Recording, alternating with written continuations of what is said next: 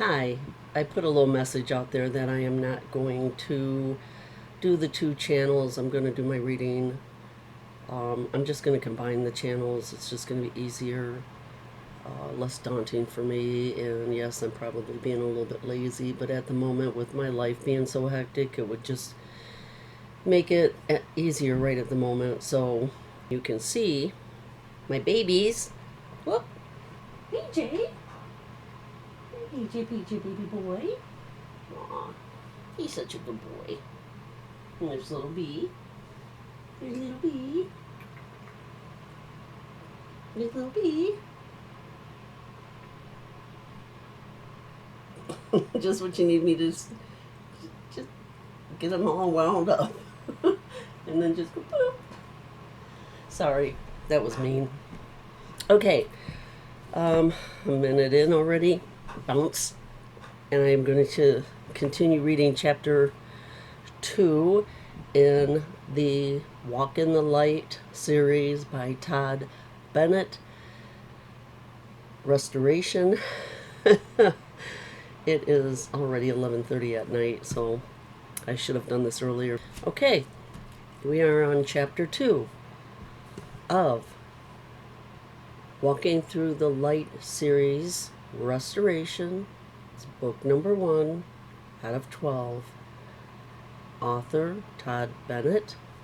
I will put a link down there to his website and to also his YouTube channel. Also, as always, I stutter, I stammer, I'm slow, I cannot pronounce words half the time. So I appreciate you bearing with me. I also may go off on a rant. So with that said, we're going to continue. After the transgression in the garden, both Adam and Hawa, which is Eve, were expelled and denied access to the tree of life. This resulted in death entering mankind, which again was directly linked to the rest of creation. The spiritual impact was immediate. Prior to the fall, Adam could commune directly with Elohim in an intimate fashion which no created being was able to do subsequent to the fall. After being expelled from the garden, he was separated from that communion. Death also began to take hold of his physical body as well as the rest of creation, which is what I was just saying. Those things which were made to last forever began to die, and while mankind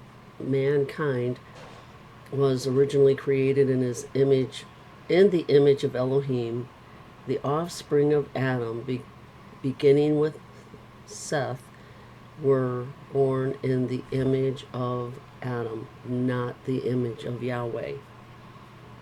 And I mean, you think about it. I mean, people today are always looking for the fountain of youth, and I mean, everywhere you go on TV, it's all about staying young, living longer, plastic surgery, makeup, pills. I mean, you name it. Everybody's trying to live longer, stay younger. Bereshit 5, chapter 5, verse 3. Oh my goodness, I guess maybe I should go to bed. I'm not tired. I just can't speak. Adam contained the breath of life, which cannot be killed, but he existed in a body which was once eternal, but now was dying. As a result, his offspring were born in the same state. With sin and death present on earth, mankind continued to sin and become more evil as time passed. Bereshit 6:5, which is Genesis. This sin took its toll on mankind and all of creation until judgment was rendered through the flood. The scriptures record that the windows of heaven opened, as well as the foundation of the earth, which resulted in the global flood. The windows of heaven was the transparent firmament that we discussed in the previous chapter, which contained an enormous amount of water, enough to flood the entire planet. The foundations of the deep were likely opened through a meltdown or series of meltdowns.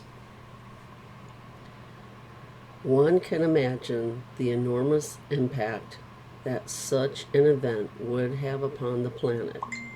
As scientists in the Order of Lyell attempt to explain the geological column based upon the consistency of natural law, and assuming the kinds of causes which affected the earth in the past have been exactly those we see in operation today, such as erosion, sediment deposits, volcanic action, earthquakes, etc. Their theories will clearly fall short when the consistency which they rely upon is removed. The flood did not fit within their construct of constant orderly changes, and thus they became, because of the already, the flood did not fit within the construct of the constant orderly changes, and thus they became stigmatized because of the effects of the flood. Of course, it was foolish of them to expect order and consistency when their own theories were premised on randomness, chaos, and cataclysmic events that formed the universe. Consistency, the quality of being faithful and dependable, the quality of being enduring and unchanging. Anyway, I'm going to stop there, make this super short. That mankind is decaying. We see that the earth is decaying. We see, I think, due to the sin,